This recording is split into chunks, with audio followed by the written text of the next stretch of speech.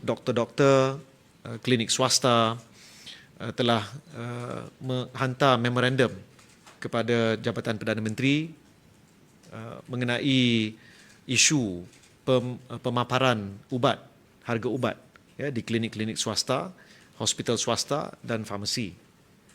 Dan Perdana Menteri telah minta supaya Yang Berhormat Menteri Kesihatan segera meneliti isu ini, antara lain apa yang dibangkitkan melibatkan penggunaan Akta 723 iaitu Akta Anti Pencatutan.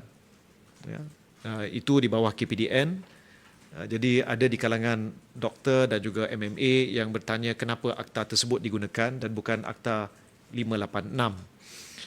Jadi Perdana Menteri telah minta supaya perkara ini segera dijelaskan, dan masa yang sama jadual ketujuh dalam Akta 586 yang mengawal harga konsultasi lawatan ke klinik-klinik swasta ini akan dikaji, dan Yang Berhormat Menteri Kesihatan telah memaklumkan bahawa persiapan kertas jemaah menteri telah dibuat dan dalam edaran.